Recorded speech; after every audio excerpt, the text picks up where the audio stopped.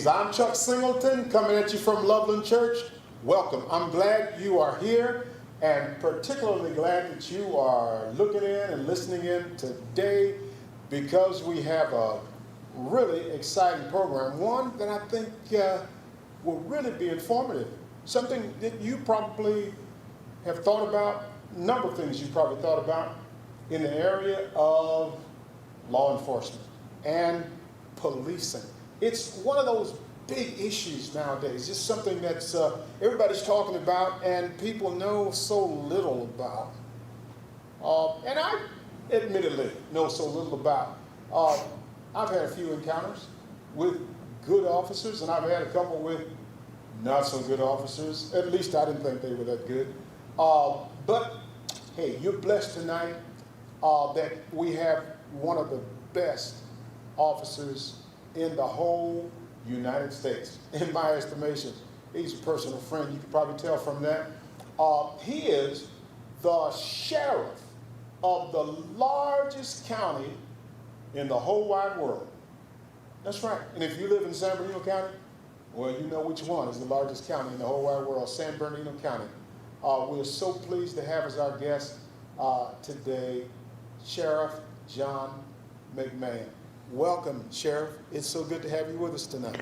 Thank you, Pastor. It's great to be here, and I truly appreciate your kind introduction, and I think of you as a friend as well. So thank you so much for what you do in our community and your support of law enforcement. I really appreciate that. We both just took off our masks.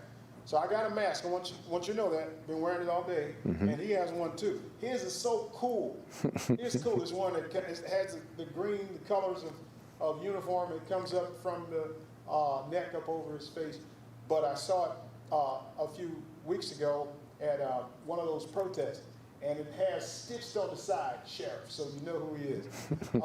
But you might know this too, because when I arrived there, and speaking of friendship, when I arrived there, and I walked in front of the county building, and as soon as I walked in front, the door opened, and a law enforcement officer walked out and put his arms around me. It was Sheriff. He was just saying hello. And in spite of COVID, we were both covered with masks, but we had our greetings. We're especially glad that you could come and be with us this time, and particularly during these times. It's just such a challenging time. I mean, we've got the COVID issue, and then we've got the racism issue. We've got questions about law enforcement, and we're not looking for you to solve all of those tonight, unless you just want to. Good. Well, thank you. Thank you. Unless you just want to solve them all. But let's start with you. Tell me who John McMahon is. How long have you been in law enforcement? What got you into it? Well, I'm a lifelong resident of the county of San Bernardino. Raised in the high desert, went all through school in the high desert, and knew early on that I wanted to be in law enforcement. I had an aunt that was a dispatcher. My father was a reserve deputy sheriff. I had an uncle that was a police officer in the LA area, and I knew that was what I wanted to do. And it, you know, some call it a calling, and I believe it is a calling, to be quite honest with you, especially in today's times with what's going on. And it's, in my opinion, much more difficult to be in law enforcement now than it was then. We ask much more of our law enforcement officers now than we did when I started just about 35 years ago. So dating myself, my gray hair tells the story, but I've been in the business for quite a while, and I'm fortunate enough to be married to my wife for 31 years and have two beautiful daughters and one granddaughter, and granddaughter and grandson, whatever it might be, grandchildren are just an incredible gift. Amen. I didn't realize how much of a gift they were till I had one. Wow. Man, it's incredible. That's a blessing. You know, it's nice to hear the human side of what it means to be in law enforcement, because for the most part, I think people think of people who are cops or in law enforcement as guys that walk around all day in a uniform or a SWAT helmet and move around. And this guy, he loves the Lord. He knows the Lord. A member of a great church in our area. And when you said you see it as a calling, it takes me to Romans chapter 13, verse 6, when the Bible tells believers to look at those in law enforcement as ministers of God. Mm-hmm. And When I first saw that, I was somewhere in my 20s. When I first saw that coming out of the Chicago area, it was a little hard to swallow that a law enforcement officer, minister of God, even though I knew, even then, I knew some great law enforcement officers. I knew a few jerks too, and I just like, you know, hey, should I look at all law enforcement as ministers of the gospel, who are actually called and who God actually uses in law enforcement? What is policing? How would you define it? Make it simple for us. Well, fundamentally, it's the responsibility of local government to provide policing. And in essence, it's just real simply the responsibility to keep the citizens safe, to investigate crime should it occur, do what you can to prevent crime, and that's as simple as it gets in its purest form. There's a whole lot more to it, obviously, and especially as we move into the future and the requirements on police officers have changed drastically. When I started in the business 35 years ago, it was drastically different than it is today. Technology is one of the biggest things that have changed. Really, in 35 years ago, not many cell phones were around. They weren't popular. Very few people had them. I mean, that seems like cell phones have been around forever, but they really haven't.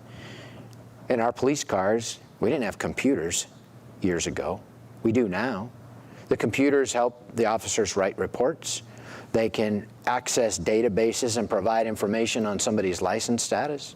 They can receive information from the dispatch center as to the call they're going to, the location, how to get there, any history of calls at that location.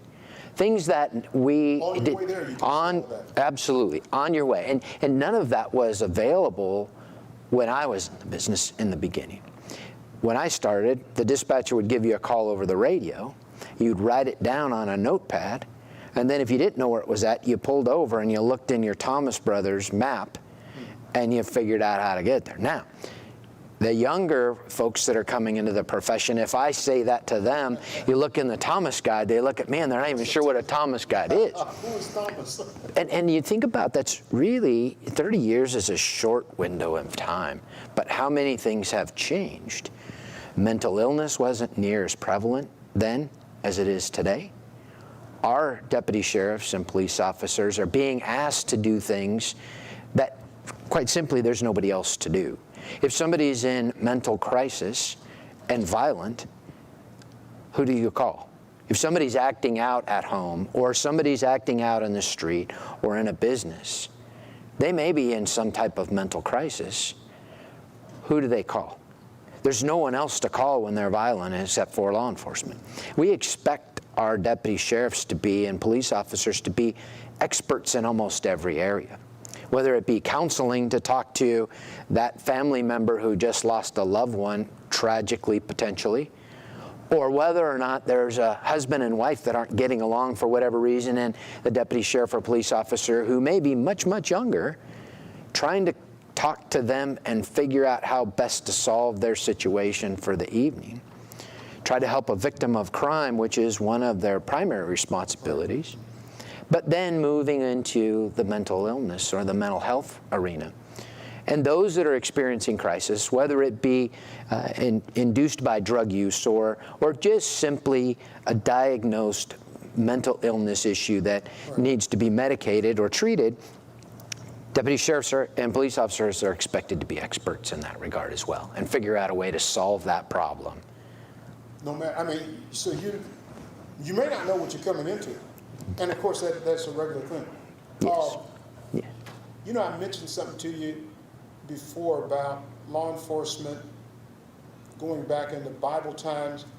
Obviously, that's thousands of years ago.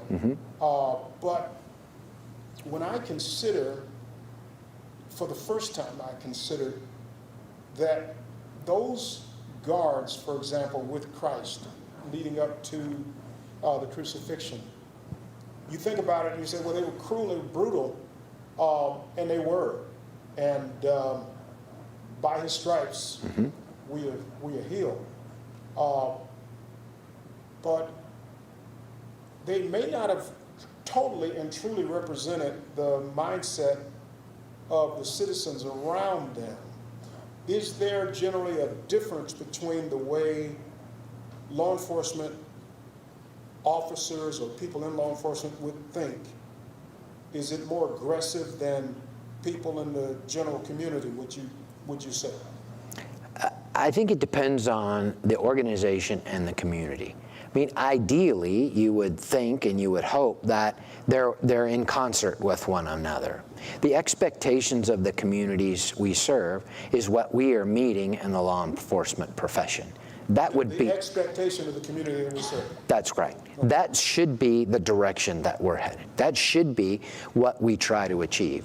If the expectations of the community, and you hear it because if we're getting calls for service about a specific issue, whether it be, take it for example, homelessness.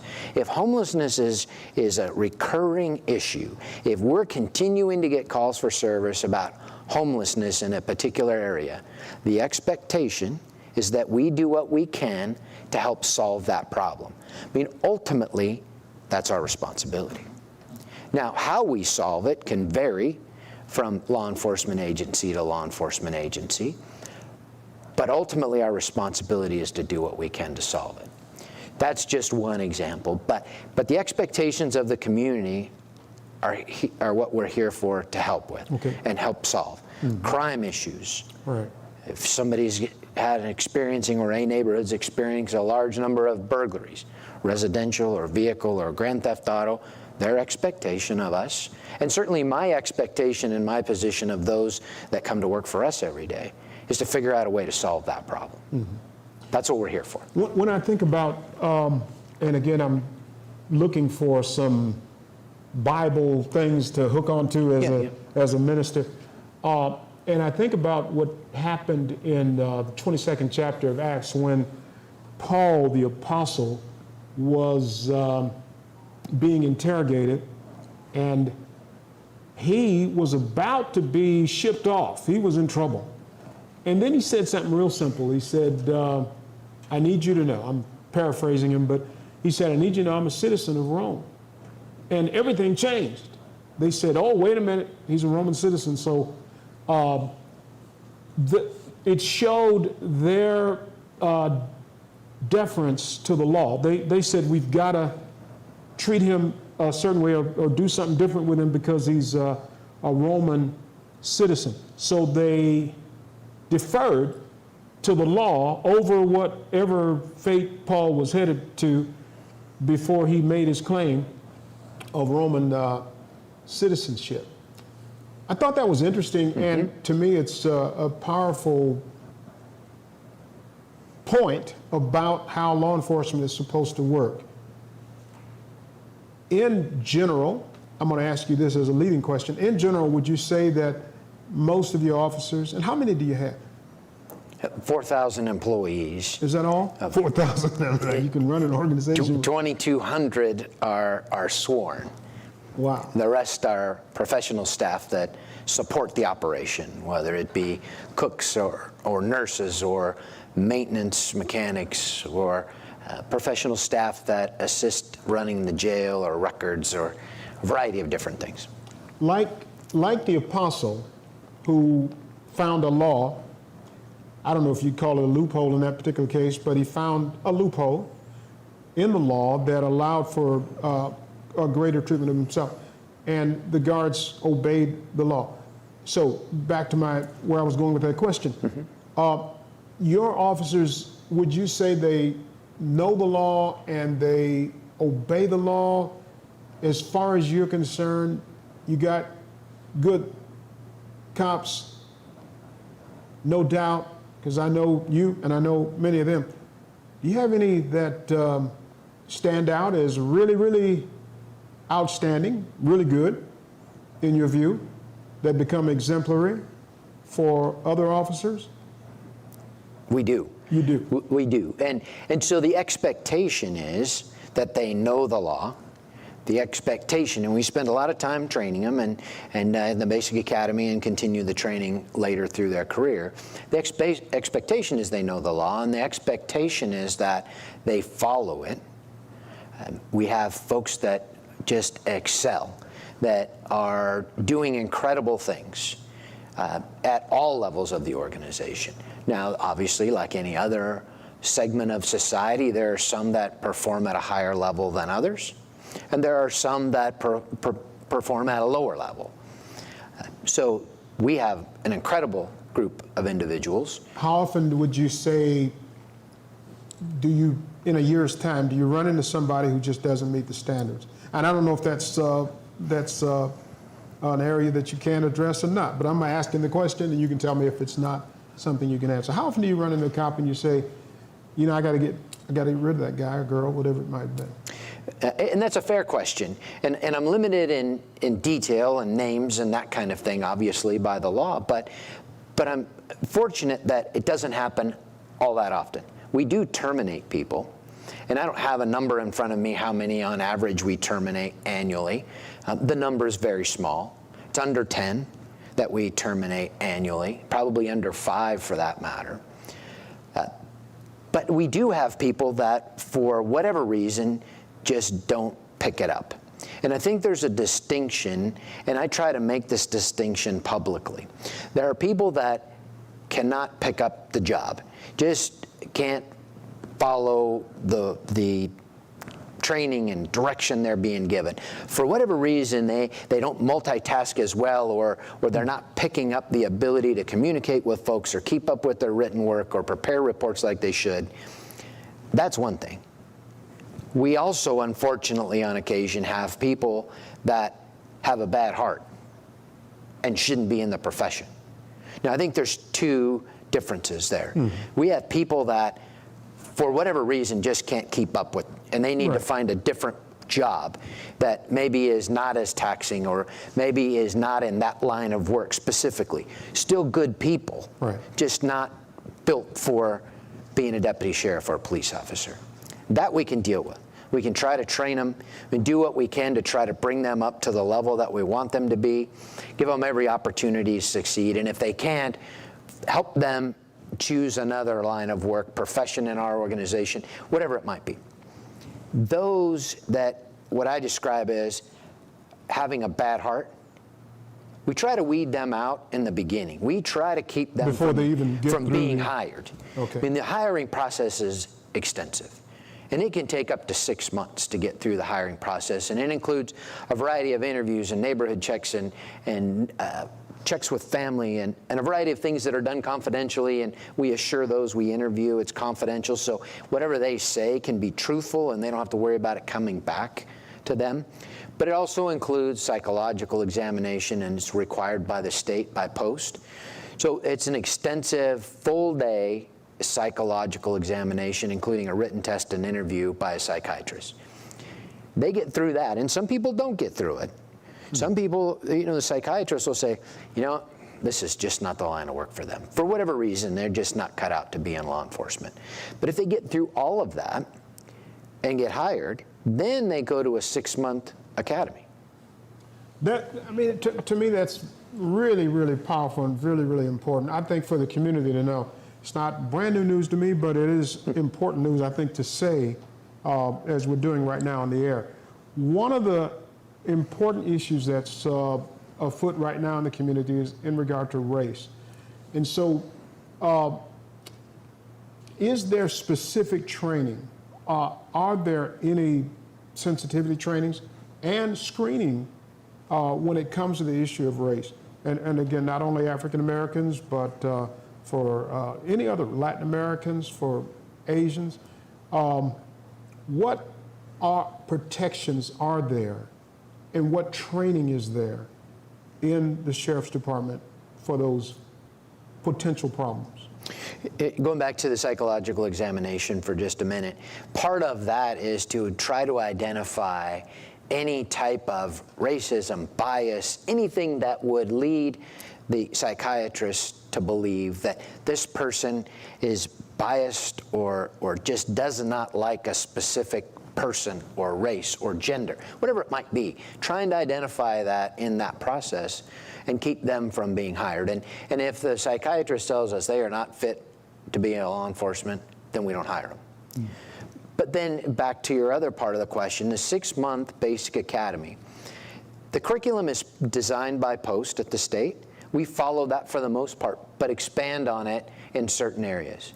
The requirement for diversity training in the Basic Academy is 42 hours.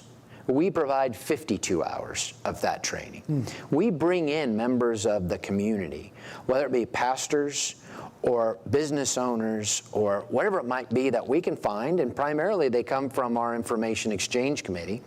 They actually come in and speak to the students and talk to them about their prior experiences, talk about what they've heard in the community, talk about what's important to specific groups that they work with, represent, and are part of, trying to open their mind and eyes to what is going on out in the community in different groups. Not everybody has been exposed to different groups of individuals throughout their life. Some have lived a sheltered life in a small community with a small number of people and never have any interaction with anybody else. So it's important to share that information with them. Then we continue to follow it up through our scenario-based training. Appreciate that. Scenario-based training. What is that now? How does that work? Every one of the candidates or trainees, if you want to students, depends on how you want to refer to them, that are in the academy, are required to go through a number of scenario-based exercises. They're described and required by Post, but they're a set of facts and circumstances that they're required to participate in. As an example, it might be a call for service for domestic violence.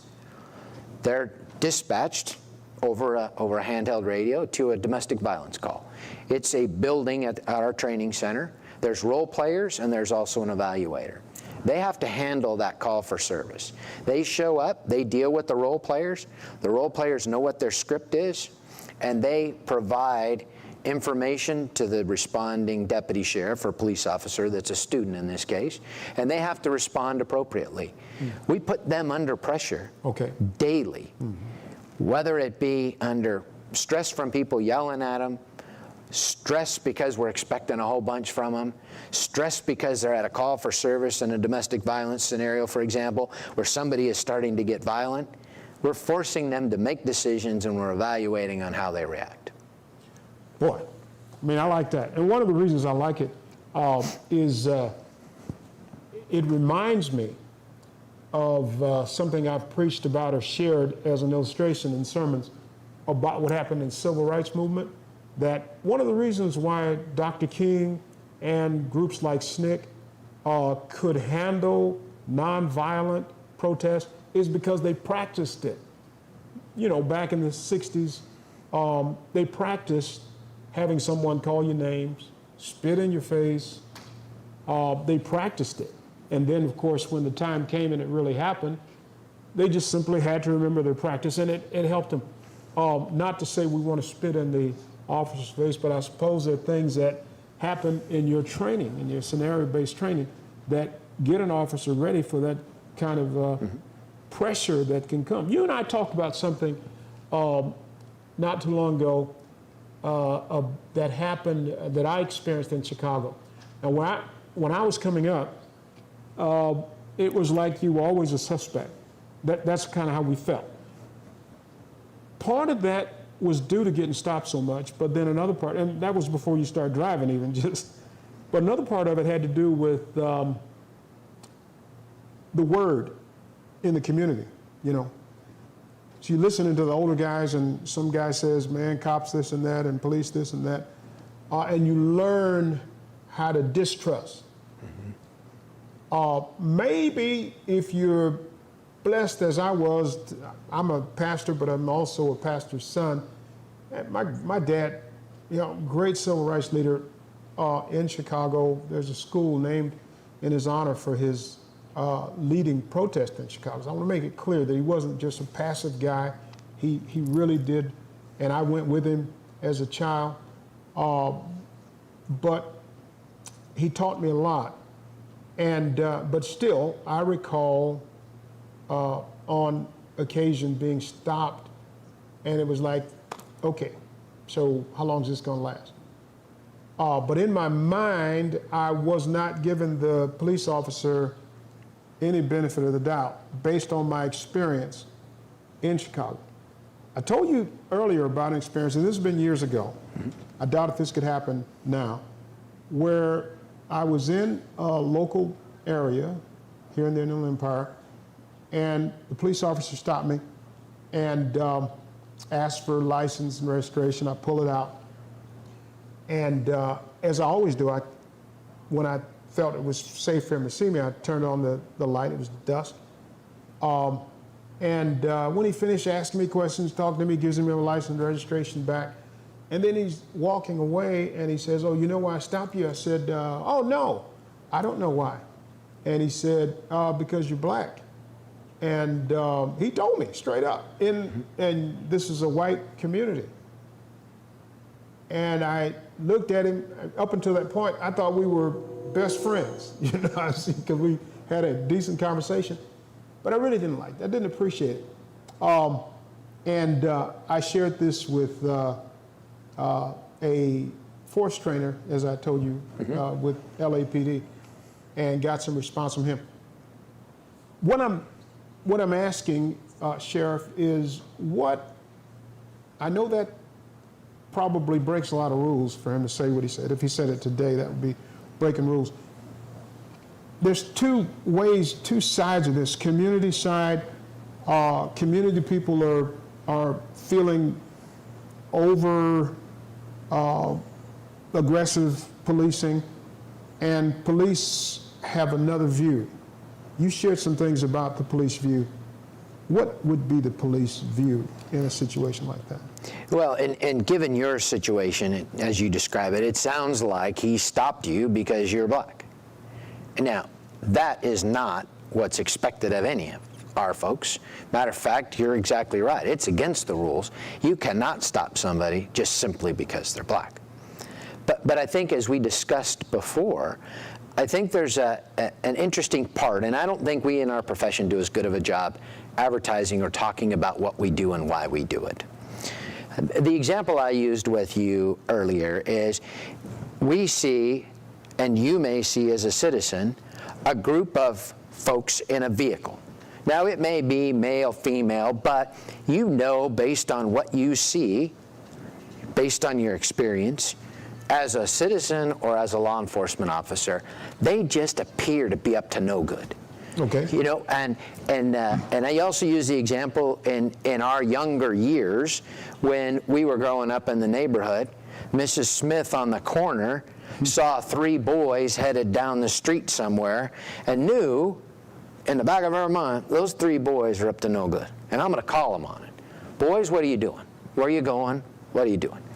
Nowadays, unfortunately, and I think that's part of the problem with some of the things we're seeing in society, Mrs. Smith doesn't do that anymore because Mrs. Smith's afraid that mom and dad of the boys is going to call and tell the police that Mrs. Smith was after their kid. But, you know, in my case growing up, and probably in your case growing up, if I did something wrong in the neighborhood, Mrs. Smith caught me, smacked me upside the head, sent me home, and then when I got home, my mom and dad already knew that I did something wrong, and Mrs. Smith had smacked me upside the head, and my parents now would hold me accountable as well.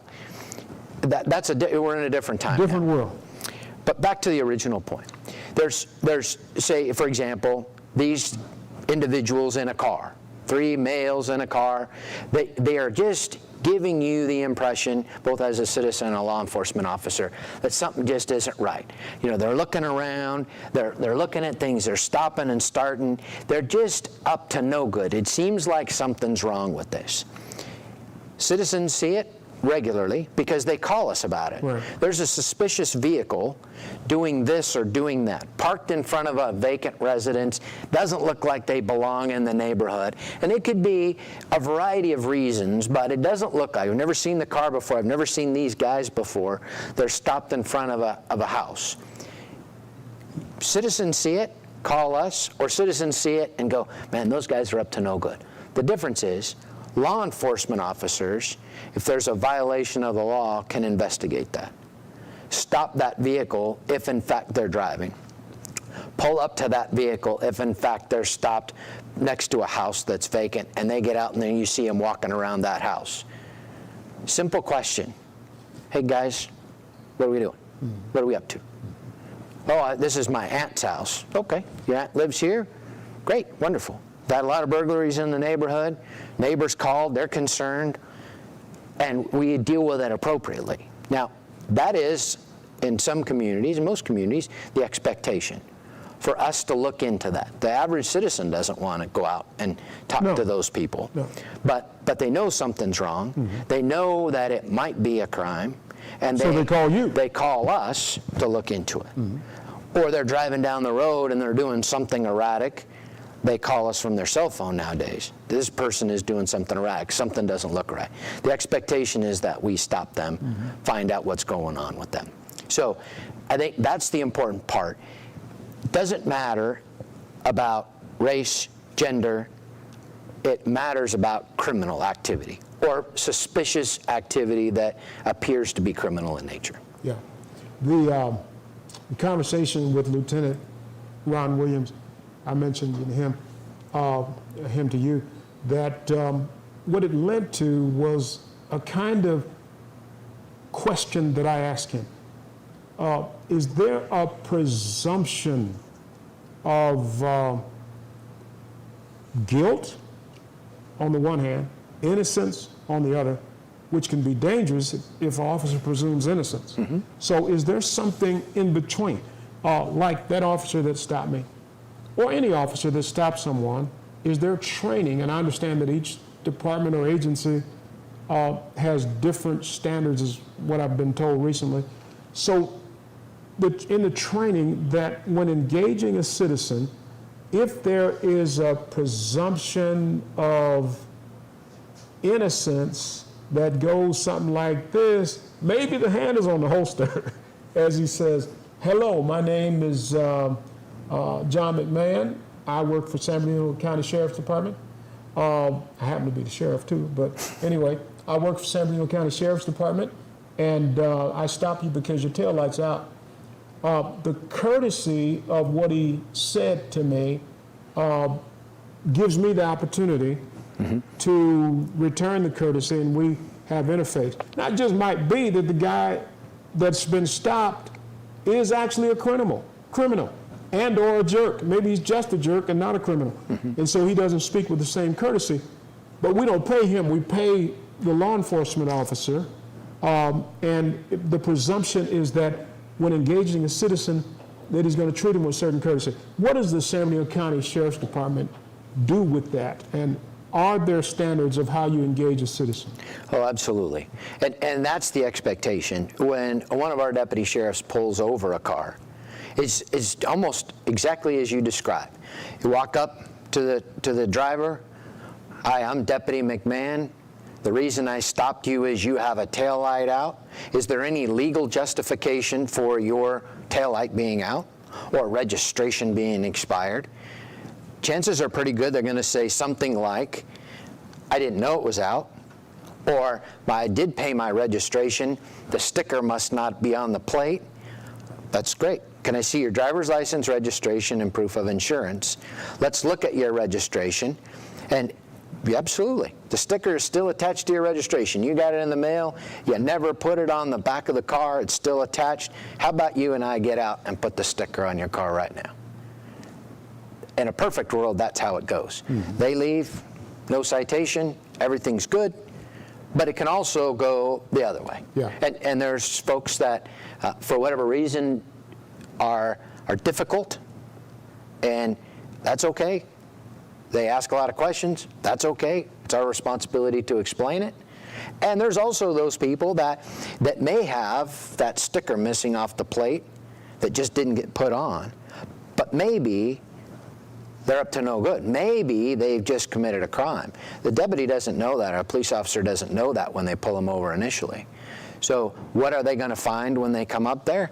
Well, I think it's a matter of the deputy sheriff or law enforcement officer taking all things into account, paying attention to what's going on around them. If there's multiple people in the car, watching people's hands, walking up to the car, talking to the driver. If the driver has got their hands on the wheel, or in your case, turns on the interior light and is waiting for the officer to get there, that gives the officer a level of comfort. Yeah. Okay. If the officer walks up, and as they're walking up, they're looking in the mirror, The mirror's now shining in at the driver, and they're reaching down in here or going underneath. Now, that may be when the officer moves his hand or her hand back to their firearm, because maybe there's something else going on. But each situation is different, and they take in the totality of the circumstances they see as they start to walk up. There's this kind of weird little space. I want to ask you about what training there is to deal with this. There's a weird little space. You might have seen it, and maybe you've already studied the Rayshard Brooks situation in Atlanta, Georgia. That was the fella who fell asleep in the drive-through. He's in the drive-through, he falls asleep. And I laughed, but of course the end of that wasn't very funny. It was a terrible tragedy. But watch this weird little space. He falls asleep. I don't know if I should tell you this, but you know it already. I've seen cases where someone is slightly inebriated and they're given a break, not to drive home, but in some way or the other. All right, maybe, the officer may have called family and said, look, man, don't do this again. Okay, so Brooks was drunk. The whole conversation, it seems, in the first few minutes there, I think it was altogether 45 minutes in dealing, but there was this weird little space where his mind, and I've seen this happen more than once, his mind seemed to work. The officers are arresting him, which they have every right to do since he was drunk driving, and he decides he doesn't want to be arrested. That weird little space where it's illogical. I mean, what are you going to do? I mean, first of all, you're drunk, or at least inebriated. What are you going to do? You're going to run, you're going to get away from the law officers and the helicopters that are going to eventually come over and the other officers that are driving up. It's a weird little space that these often guys get to where they become totally illogical. I'm not sure if that were the drugs or the booze talking or not talking or telling him he can get away. The training for that moment when a person does something totally irrational, what is the training for an officer handling that? It's tough to predict that type of behavior. It seems we train our officers and deputy sheriffs in our academy to make a lawful arrest and hopefully do it where the person complies. I mean, ideally, the hope is that you tell the person you're under arrest, please turn around, put your hands behind your back, and it goes well. Sometimes it doesn't. If it doesn't go well, you have a lawful right to arrest that person, and if they put their hands behind their back, as an example, and you start to put the handcuffs on, and they pull away, you have the lawful right to detain them and get them handcuffed and then take them to jail. And so you can't always predict if somebody's going to snap, but we train to respond to whatever resistance the officer is facing based on the circumstances and how the person is restrained. If they have one handcuff on and then you try to put the other one on and they pull away and they spin and they basically now have a weapon. They have a handcuff and they're trying to swing at you. Okay. That's one thing. Or if they don't have a weapon and if they just break free and take off running, that's one thing. It's whatever the circumstances present. And ultimately, the officer's trying to make the lawful arrest. And that's what they attempt to do, with the least amount of force being applied, but force in response to the resistance that's being presented. I want to ask you to second guess the officers in the case with Rayshard Brooks, because that snap, they're making snap decisions just as he made a not so smart snap decision, and they've got to respond to it in real time in the moment. And I've never been in the position that those officers were in. I don't know if you have, in fact, even though you're a top law enforcement officer. Are there some training instances where you're told do not use your firearm, even though in that situation there's a lot of cacophony, there's noise, confusion, the guy's running, the suspect's getting away. Are there situations where you're told, even though the adrenaline's running, don't fire? Yes, yes. So what would be the standard for, and again, I'm not asking you to judge the situation in Atlanta, but just in general, what would be the standard for when the firearm is drawn and used? Well, it's pretty clear, and the rules are very clear as well as the law is clear as to the use of a firearm by a law enforcement officer. And they have the lawful right to use deadly force. So oftentimes we equate deadly force simply to a firearm. It could actually be, in some cases, and there's some issues surrounding the carotid restraint at this point, and whether it's going to continue being a tool law enforcement can use, whether it's not, and that debate is occurring currently with legislation and all of that.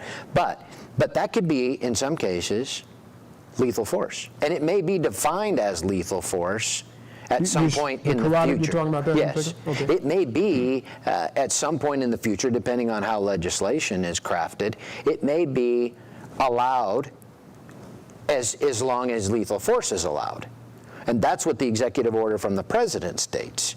So where it lands, I don't know exactly, but there, and I say that only to say that people oftentimes equate lethal force to the firearm only. And oftentimes there's more to it. Okay.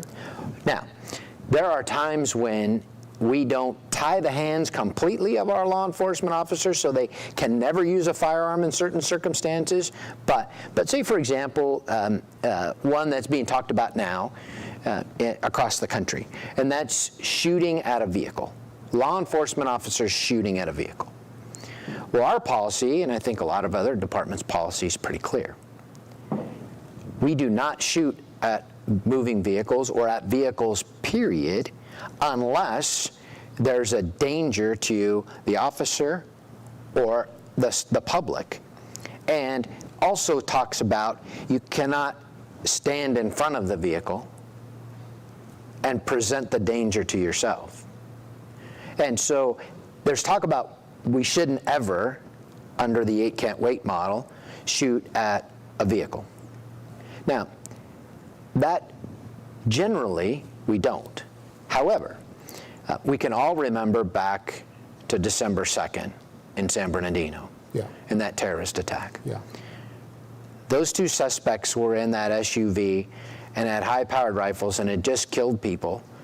And when officers pulled in behind them, they started shooting at them from the vehicle.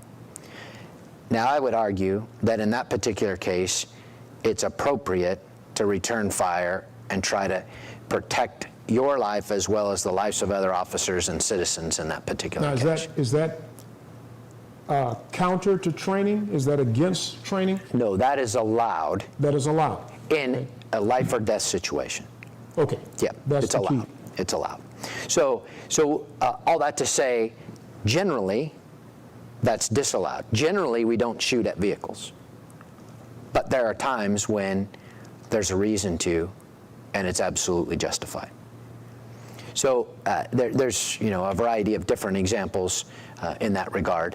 I mean, if there's somebody in the backdrop, for example, you have a suspect with a weapon. Might be a firearm, might be a knife, might be who knows what. But they're a threat to you or a threat to somebody else. But you wouldn't shoot at that person if there were 2 or 3 people standing right behind him. Yeah. It's just not the right thing to do in that given situation. But those are the decisions that we ask law enforcement officers to make. Fortunately, not all the time, but those are the questions or decisions we ask them to make.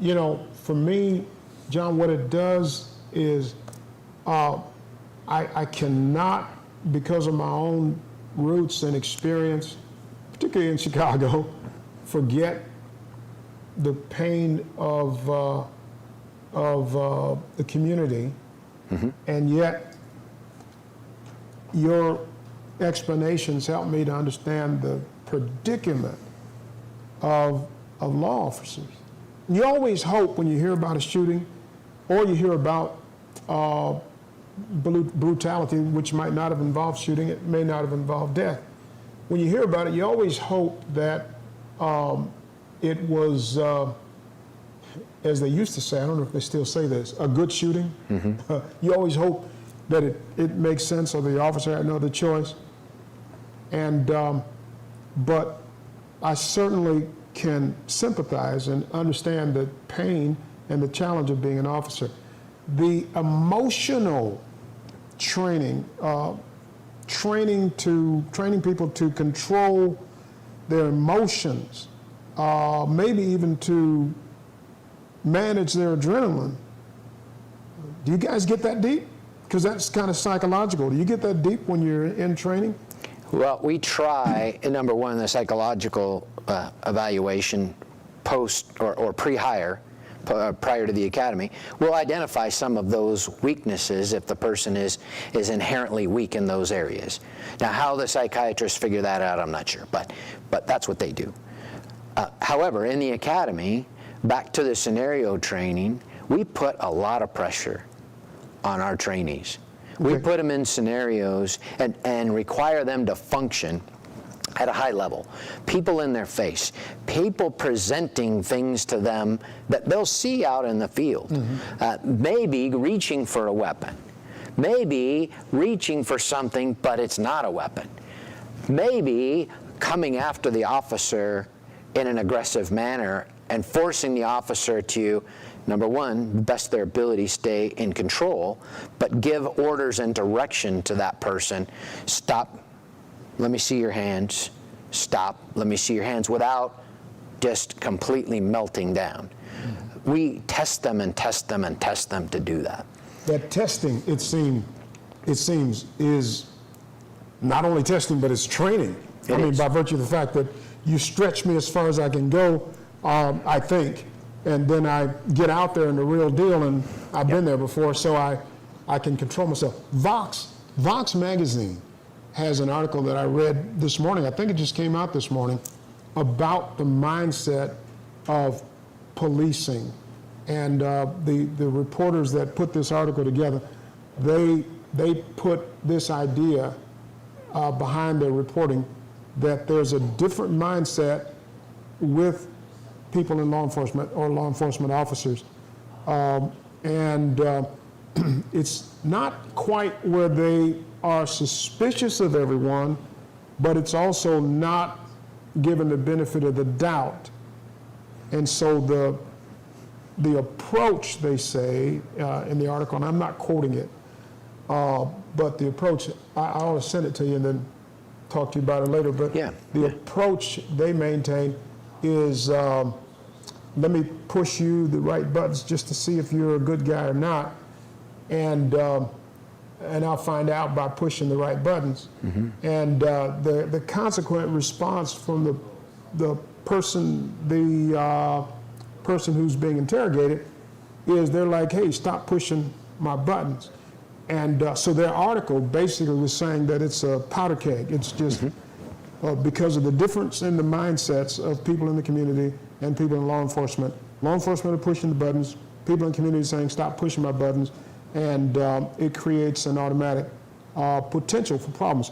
But of course, the response or the answer, part of the answer, is people training their family or explaining how to respond to law enforcement and how to deal with it. Of course, the answer we pay for is the training of the officers, that they're ready to deal with that. I don't know what the eventual answer is to that scenario of pushing buttons and people not wanting their buttons pushed. Right. We're also rebellious and independent in America, that we don't want anybody dealing with us in any. We don't even want to wear the mask, let alone other stuff. But why don't you tell us in the last couple minutes, Sheriff, what you'd say to that, from what you understand about the Vox article. I unfortunately didn't send it to you, but that whole principle of the conflict of buttons being pushed and don't push my button.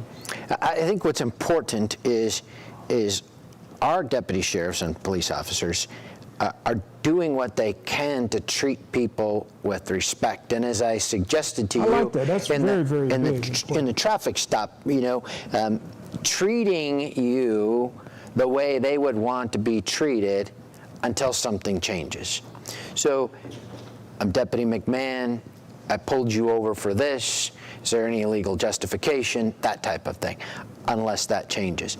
But remembering that in addition to saying that, that law enforcement officer is also in the back of their mind, never met you, has no idea what you're up to, doesn't know if their life is in danger because they don't know what happened. So they're also highly suspicious. So it's a balance between the respect and trusting folks, and also trusting but verifying and being cautious enough that they have to make sure they're safe as well. Now, I think as time goes on in an officer's career, and this is something that we're all looking at as well, when they're new deputy sheriffs getting out of the academy, and then they go through their field training, and they're new, they don't have a lot of experience. They have training, but they don't have a lot of experience in the street, dealing with different situations. So as they progress through their career, they get more experience. But the other part is, we have to make sure that they don't lose sight of what they're doing and why they're doing it. And they don't get jaded because of what they've seen in their career. We ask our law enforcement officers to deal with situations and to see things that normal people have no business seeing. We ask those deputy sheriffs and law enforcement officers to respond to a child that drowned in a pool and perform CPR on the child. We ask them to respond to a call where someone's loved one has died, whether it be a suicide that could be gruesome or a natural death is devastating. As you go through your career and you see these things time and time again, the military talks about PTSD, and we can see that in our profession as well. The human mind and people, because remember, we have to remember our law enforcement officers are people. Okay. They're part of our communities. They're human beings. They make mistakes on occasion. And as I talked before, they make a mistake of the mind, we can fix it. They make a mistake of the heart, and they got a bad heart, they need to find a different profession. And we're not afraid to do that either. But we also have to make sure we take care of them. And we make sure that we give them the support that they need, whether it be counseling services or whatever it might be, to be effective for them personally. So that PTSD or that negativism doesn't set in where now all of a sudden they get the mindset that everybody is bad. We can't have that, because not everybody's bad. The overwhelming majority of the people that we deal with are good. They're maybe having the worst day of their life, but they're good people. And they expect us to be professional, and they expect us to solve their problem. And we deal with our share of bad guys, that's for sure. We deal with our share of folks that need to go to jail, and they need to get involved in the judicial process and maybe spend time in jail, whatever that might be. That's for the judges to decide. But we can't get to the point where we start thinking about everybody being bad and taking people to jail because we believe they need to go to jail for some other reason other than committing a crime. We have to make sure we stay focused on that, and our supervisors and our managers, and all of us need to be aware of that and watch our people and make sure that they're not in crisis themselves. Suicide's another problem in our profession, just like we're seeing in the military, unfortunately. There's only so much that person can deal with before they need help. Sheriff, thank you so much. And, listening to this, and I hope if you were with us in the beginning, listen to it again. If you joined us midway through, go back and listen. This has been pretty powerful. I think there's some stuff that I've learned that teach me. The big word you said tonight, in my view, just a minute ago, is this word, respect. The community wants respect. People that are being stopped, frisked, the youth, and I got 4 sons, so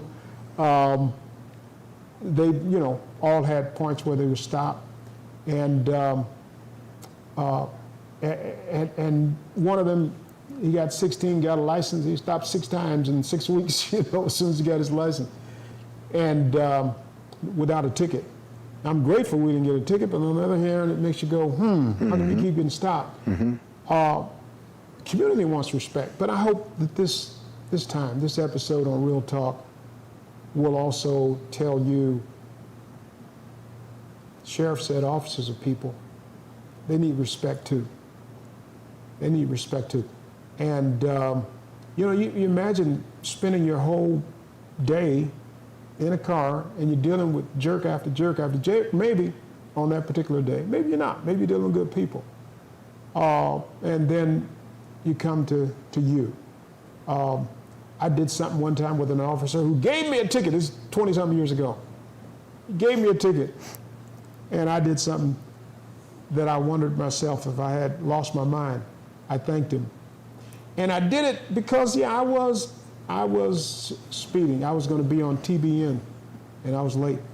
And I put the pedal to the metal. He pulled me over.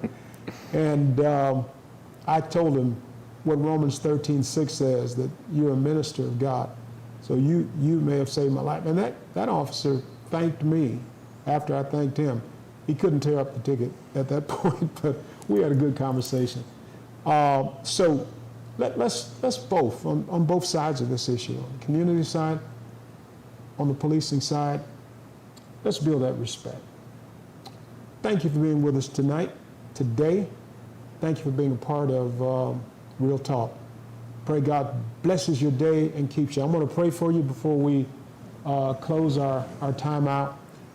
Let's bow together now. Father, in the name of Jesus, I pray for protection over the people of God, those that have been a part of this broadcast and listening in on us, those who pray for us. I pray you'll strengthen each person, those that are part of Loveland Church and the many other churches that are tuning in today. Bless and minister. Thank you for the sheriff. Thank you for his team of 4,000 that do the work they do. Some are flying helicopters or planes. Some are patrolling. Some are working in the office. Some, like my son Chuck, are doing computer work. We pray that you'll bless each one of the staff members in the San Bernardino County Sheriff's Department, especially our leader, John McMahon. Strengthen him in the inner man. Raise him up higher. Bless his family and all that they do in sacrificing his time and risking him to do the work that he does. Thank you now in Jesus' name. Amen. Amen. God bless. Thank you.